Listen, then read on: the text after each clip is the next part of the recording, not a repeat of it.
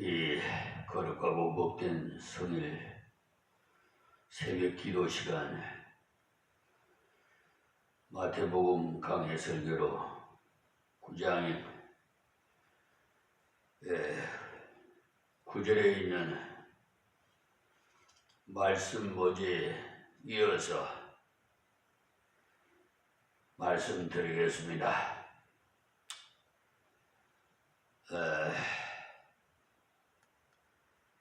예수님의 전기를 기록한 마태나 마가나 누가나 요한 중에서 예수님이 직계 제자는 마태와 요한 두 사람인데, 이들이 복음서 중에서 각각 자기 특징이 있는 마태복음을 마태가, 요한복음을 요한이 기록했던 것입니다.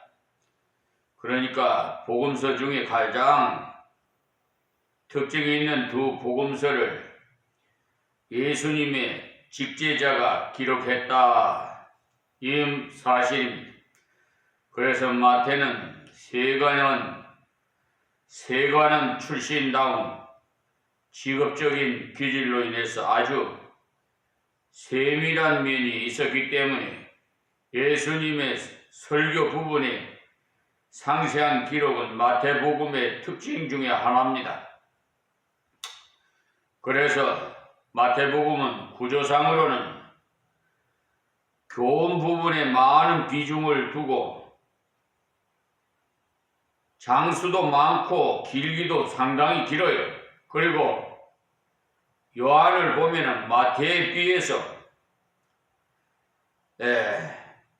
그 세밀한 면에서는 조금 부족한 것이, 원래 그의 별명이 보아너게, 즉 우리의 아들이라 이러기 때문에 우리 특유의 그 성질처럼 와르르 하는 그런 성격으로 세밀한 면에서는 조금 부족하지만은 나중에 이 사람이 변화를 받아서 사랑의 사도가 된 것을 우리가 잘 알고 있습니다.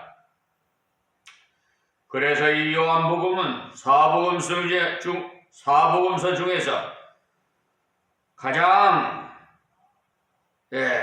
늦게 기록된 복음서이기 때문에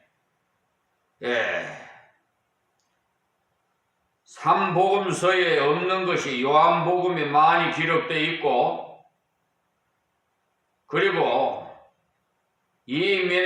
이면적인 것이 많이 기록된 것을 볼 수가 있습니다.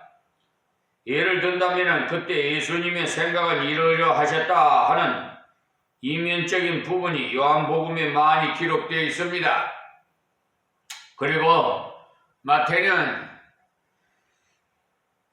그의 복음서를 있는 대로만 진실하게 기록한 것을 보면은 그가 다른 사도보다는 다른 자질을 갖추어 있었기 때문에 그의 직업상 갖고 있던 그런 속기술로서 예수님의 가르침을 완벽하게 기록할 수가 있었던 것입니다.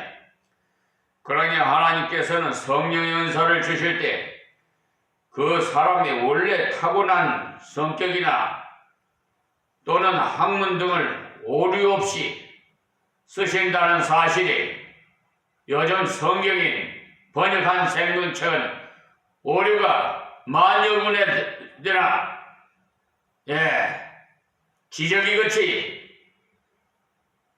이렇게 번역해서 나와서 있어요.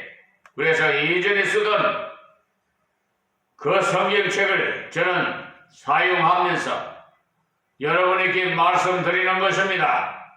그러므로 여러분들도 예전에 쓰던 성경책을 그대로 쓰시는 것을 이 비천한 종은 추천합니다. 우리의 학문이나 성격도 하나님께서 쓰실 때는 그것이 대단히 중요한 것이라는 것을 알아야 하는 것입니다.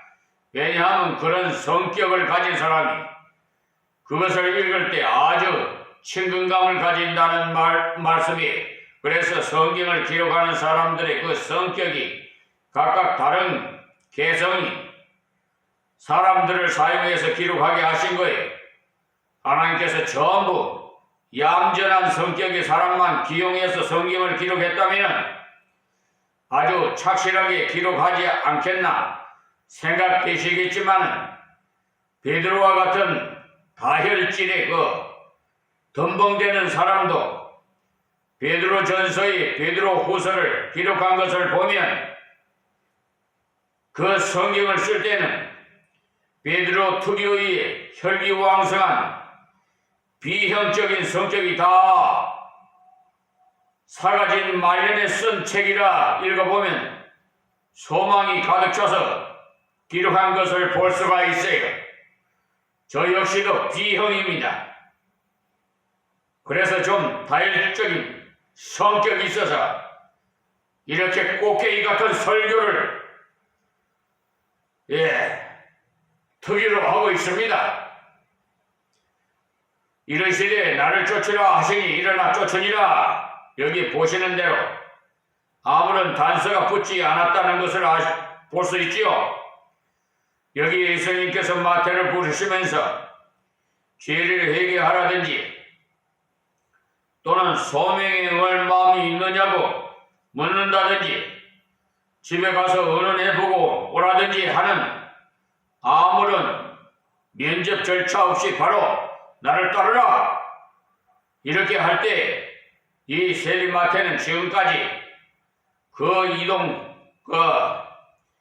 이동족들로부터 민족의 배신자로 낙인이 찍힌 그 형편없는 죄인 취급을 받았는데도 불구하고 예수님께서는 자기를 부르셨다는 겁니다. 마태는 정말 주님의 사랑이야말로 너무도 크다.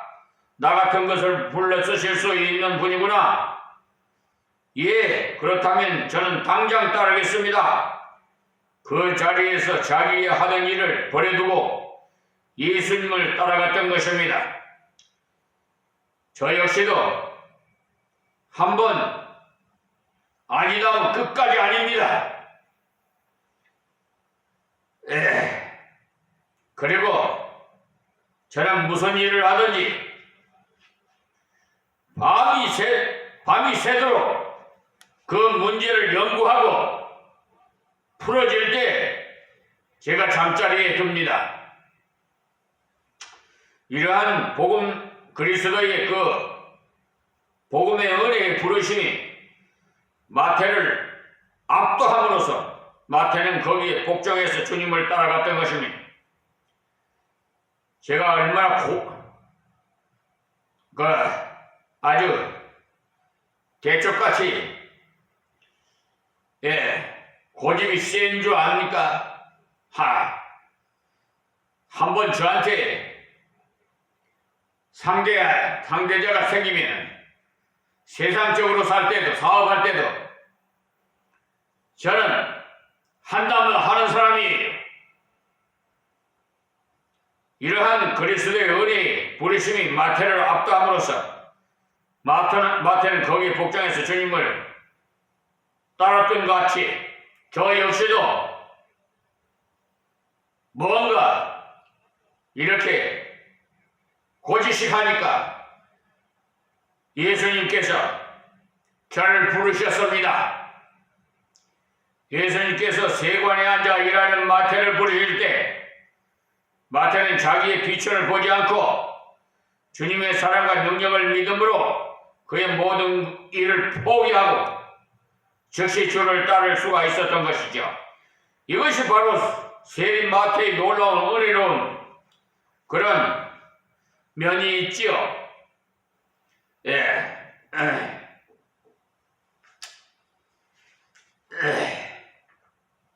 만약에 이때 마태가 자기 같은 민족을 배반하고 헤롯의 편에 서서 그의 독재를 지원한 악랄한 세금장이가 예수님의 제자가 돼서 예수님과 같이 종종 가버나움 거리를 지나가다 보면은 많은 사람들이 자기를 보고 손가락질하고 비웃을 때 그때의 고통을 어떻게 감수하겠나. 차라리 내 분수에 맞게 그런 대로 세금장이나 감당하다가 끝내는 게 차라리 낫겠다는 이런 생각을 했다면 마태는 결코 예수님을 따라갈 수가 없었을 것입니다.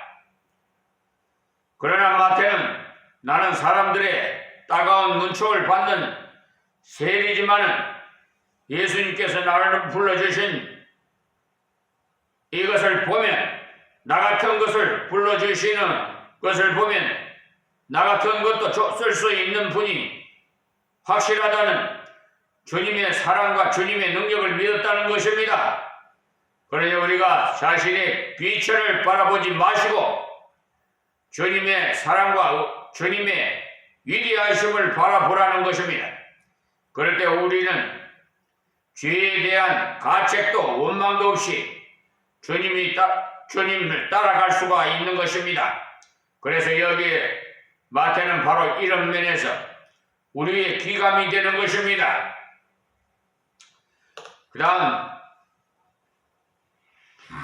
10절 말씀입니다. 예수께서 마태의 집에서 앉아 음식을 잡수실 때 많은 세리와 죄인들이 와서 예수와 그 제자들과 함께 앉았더니, 그러니 여기에 앉았다는 것이 그냥 앉은 것이 아니라 8장 11절에 나나주를 보게 되면 기대어 누웠다는 그런 뜻으로 유대인들이 식사할 때 취하는 자세로 옆으로 비스듬히 기대어 누운 자세입니다. 실로 세계에서 최고로 편한 자세로 식사하는 민족이 유대 민족입니다. 그러니까 의자에도 앉지 않고 비스듬히 누워서 식사를 한다는 것입니다. 그러다 보니까 몸이 서로 닿고 접촉이 되는 것이요. 여기서 말하는 것이 다른 말이 아니고 그냥 앉아서 먹으면 몸이 서로 닿지 않는데 전부가 옆으로 비스듬히 기대서 먹으니까 사람끼리 서로 닿는다는 겁니다. 그러니 유대민들은 부정한 세리와는 말도 하기를 꺼려하는데 지금 마태의 식탁에서는 유대인의 상식에 크게 벗어나는 상황이 전개되었다는 겁니다. 여기 예수님이 그의 제자들을 비롯해서 다른 많은 마태의 동료 세리들이, 그러니까 세리들이요, 마태의 집에 초대돼서 식사 대접을 받고 있는 이때에 예수님도 귀하지만 예수님을 따라왔던 제자들도 참 귀했다는 사실을 알 수가 있어요. 이때 제자들은 이렇게 많은 세리들과 함께 어떻게 식탁에 같이 앉아 먹겠느냐고 한마디의 불평도 없이 예수님을 그대로 따라가 같이 음식을 먹었던 것입니다. 그때 가버나움에 살던 바리새인들은 예수님께서 더러운 민족의 반역자들이 세리들과 식탁을 함께 하는 것을 보고는 예수란 자가 저런 공식적으로 부정한 죄인이라고 남이 지킨 저런 불의의 사람들과 어울린다면 과연 예수로부터 기대할 것이 무엇이 있겠는가? 그런 생각을 감히 예수님께 직접적으로 말하지 않고 만만한 제자들에게 초점을 들어서 비평하기를, 너희 선생은 어떻게 저런 세리들과 함께 잡수시느냐? 이렇게 하셨던 것입니다. 여기에 선생님이 예수님께 직접 말하지 못한 것은 앞에서 예수님을 두려워했다고 했기 때문에 이들은 예수님을 건드리기가 무섭고 그런 존재로 봤던 것이에요. 그렇기 때문에 이들이 예수님께 말하지 않고 초점을 바꿔서 제자들께 말을 했던 것이에요. 여기 예수님께서 마태의 집에서 음식을 잡수신다는 것은 바로 단순한 대화를 나누는 그런 정도가 아니라 아주 깊은 교제를 나누었다는 것을 알 수가 있어요. 이것을 통해서 마태 자신에게 있어서는 예수님을 따르는 것이 세상의 그 어떤 것 일보다도 가장 영광스러운 일이라는 것을 표현하는 계기인 것입니다. 그렇기 때문에 예수님과 그의 제자들 그리고 자기 동료들을 초청해서 큰 잔치를 열었다는 것입니다. 이것은 마태가 예수님을 따르는 것이 얼마나 영광스럽고 그것이 놀라운 은혜라는 것을 많은 사람들에게 바로 드러내는 것입니다. 여기 마태는 주를 따르는 것이 최대의 영광이요 즐거움인 것을 드러내서 주를 대접하고 자기와 같은 처지에 있는 동료들도 초청해서 부족한 자를 맞아주시는 주님의 은총을 같이 나누었던 것입니다. 마태가 자기 친구들을 초청할 수 있었던 것은요, 자기 같은 것을 부를 수 있는 예수님이 자기와 같은 동료들과도 같이 식사도 하시고 대화도 나눌 수 있는 그런 예수님인 것을 알았다는 것이, 그러니까 이것은 바로 마태 자신이 자기 동료 세리들보다 조금이라도 착실하다는 그런 우월감을 전혀 갖지 않았다는 말입니다. 자기는 세리 중에 특별히 착실하기 때문에 주님이 불러주셨다는 그런 자만심을 가졌다면 절대로 다른 친구들을 그 자리에 초청할 수가 없는 것이죠. 그러나 자기 동료들과 똑같은 형편에서 전혀 대가 없이 자기를 불러 제자를 삼으셨으니 다른 친구들도 역시 같이 와서 예수님의 말씀을 들을 수 있지 않겠나 해서 친구들을 예수님과 함께 하는 은혜의 식탁으로 초대하게 된 것입니다. 자신이 진정 죄인이라는 사실을 착각하는 사람은 그가 예수를 믿었을 때 다른 죄인들을 볼 때도 역시 저 사람들도 예수를 믿을 수 있고 저 사람들도 예수를 믿어서 하나님의 귀한 인물이 될 수가 있다는 그런 가능성을 인정하게 되는 것입니다.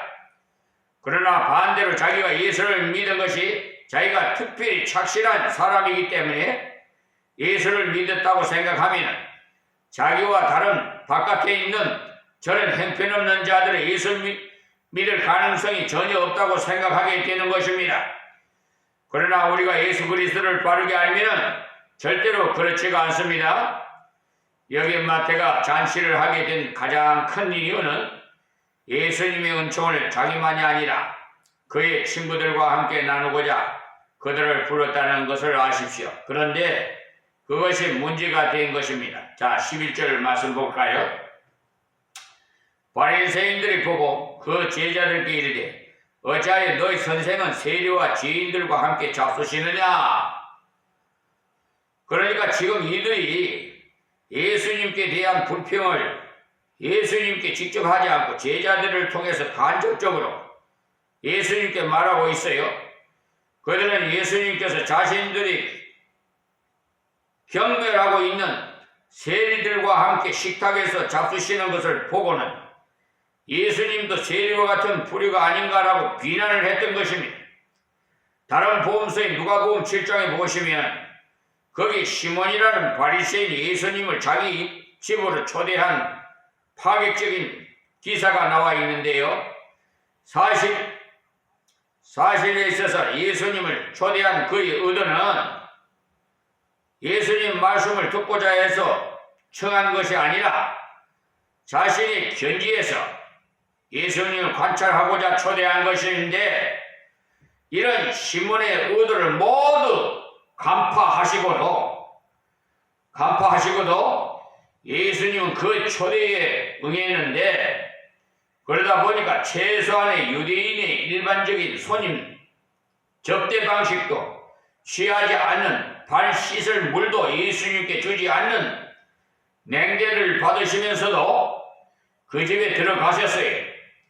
거기에 죄인으로 소문난 여인이 찾아와 자기의 많은 죄를 사해 주시고 자유케 하신 예수님의 사랑과 죄 사함의 보답으로 예수님의 발에 값비싼 향유를 붓고 머리털로 씻으며 입을 맞추는 것을 보고는 그는 생각하기를 자기를 만지는 저 여자가 누구며 어떤 죄를 지은 여자라는 것을 안다면 손이 다 부정해질 것을 알 텐데 가만히 있는 것을 보니 예수라는 자가 보통 인간과 다름없는 사람이라는 결론을 내리던 시몬의 심중을 아시니 예수님께서 두 명의 빗장이에 대한 비유를 들어서 그들 중에 많이 탕감받는 자와 적게 탕감받는 자 중에 누가 더 감사하겠느냐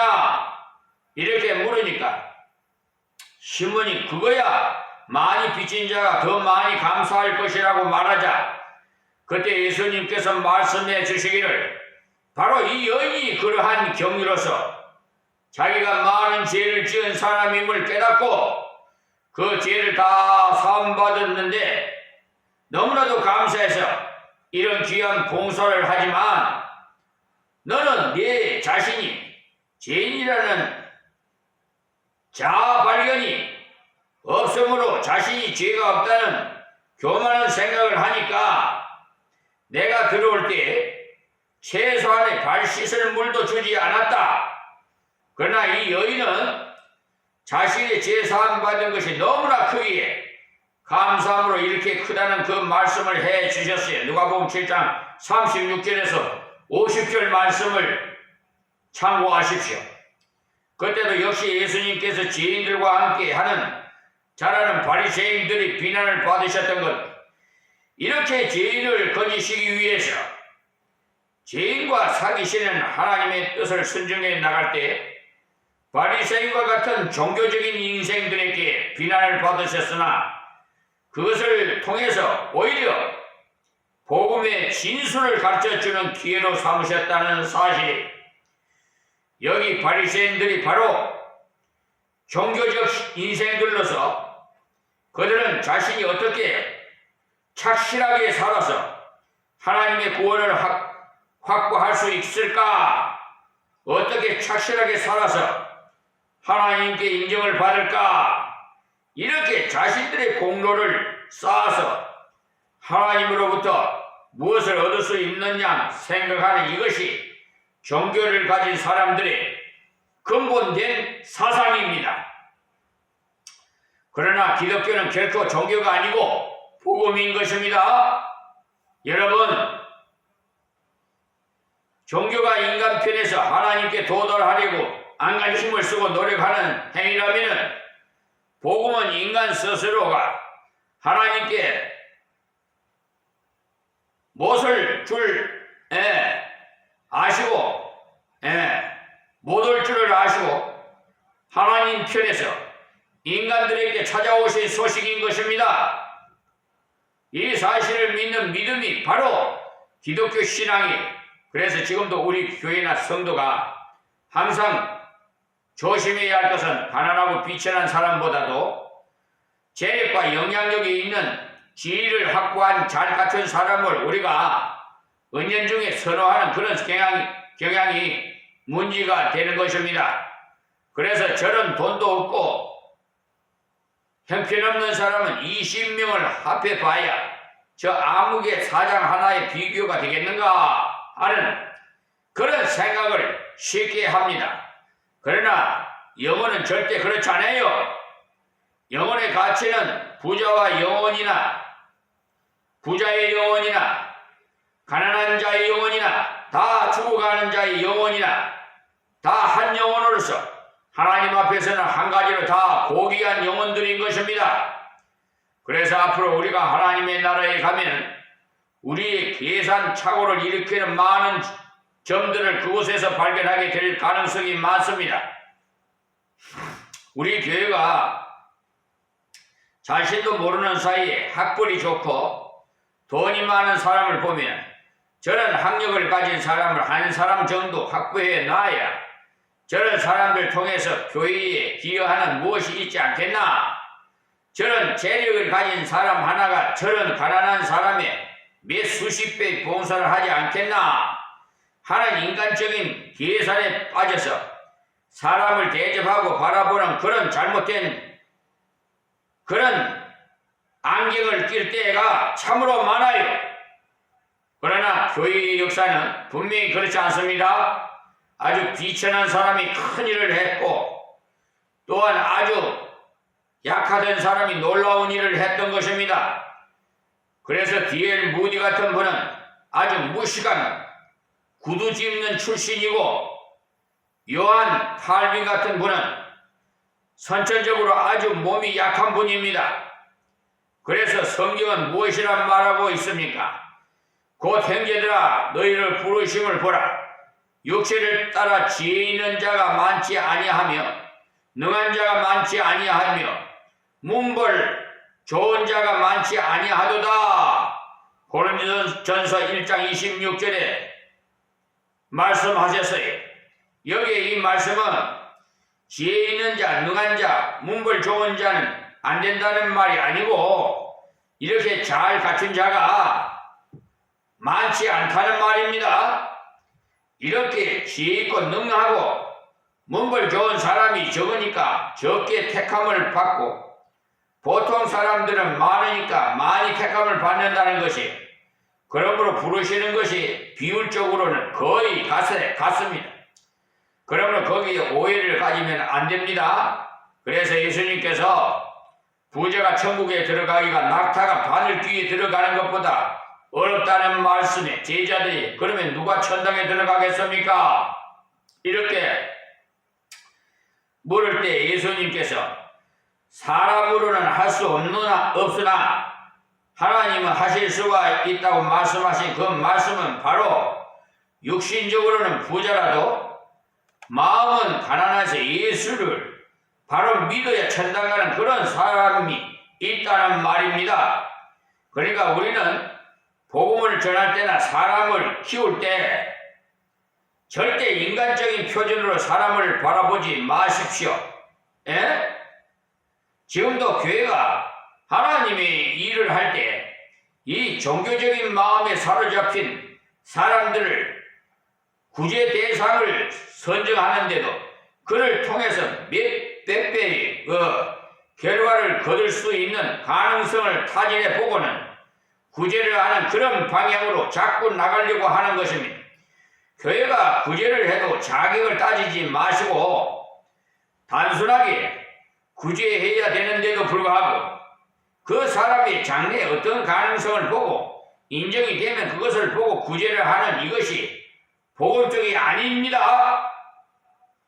지금도 서울대학에 입학한 학생이 등록금을 못 구해서 신문 광고를 내면 돈을 떼어주는 그런 독지자가 많이 나서지만은 삼류대학에 입학한 학생이 그런 광고를 내면 아무도 잘 안 나서는 그것이 인간은 누구나 자기 유익을 추구하는 그런 경향이 있기 때문에 맹목상으로 구제를 한다고 하더라도 앞으로 자기에게 돌아올 이익을 계산해보고 투자하는 거예요.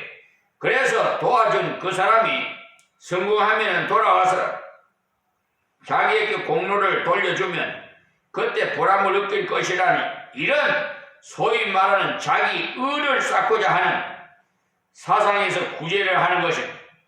교회도 역시 농촌교회를 도우는 데 있어서 그 교회가 앞으로 자립할 가능성이 있는지를 타진해 보고는 그런 전망이 밝은 교회를 도와주고자 하는데 사실 그런 교회 같으면 도와주지 않아도 되는 게 자체적으로 자립할 수 있는 힘을 갖고 있기 때문이에요. 그러므로 아무런 가능성을 지니지 못한 그런 교회를 돕는 것이 하나님께서 원하시는 진실한 구제인 것입니다. 우리는 자꾸 이 땅 위에서 뭔가 다 거두려고 하는데 이것이 얼마나 어리석은 태도인지 모르는 것입니다. 그래서 자꾸 어려운 처지에서 제일 귀한 복음의 진수가 나왔다는 거예요. 그래서 예수님께서 이 바리새인과 서기관들이 말을 옆에서 들으시고 하시는 말씀이 자 12절 말씀이에요. 예수께서 들으시고 이르시되 건강한 자에게는 의원이 쓸데없고 병든 자에게야 쓸데있느니라.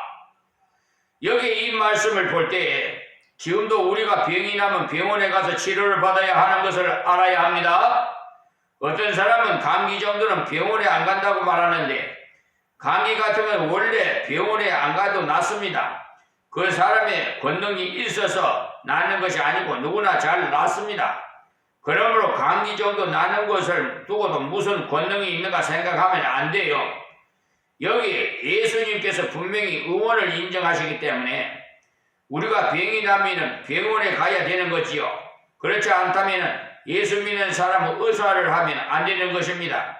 기도하면 다 나아버린다면 그것을 갖고 병원에 간다는 것은 믿음이 없는 표가 될 것입니다. 그러나 언제나 그렇게 되지 않는 것입니다. 우리가 이런 말씀을 볼 때 우리의 생활에서 건전한 신앙을 바로 가져야 하는 거예요. 여기에 건강한 자에게는 의원이 쓸데없고라는 말은 무슨 말인고 하니까 자기의 죄를 인정하지 않고 나는 죄가 없다, 나는 완전하다 이렇게 주장하는 그런 사람에게는 구주가 필요 없기 때문에 구주를 믿을 필요가 없다는 말입니다. 왜냐하면 자기 스스로 착실하게 살아가면 되지 않겠는가 말입니다. 오늘 여기서 말씀 뵙겠습니다.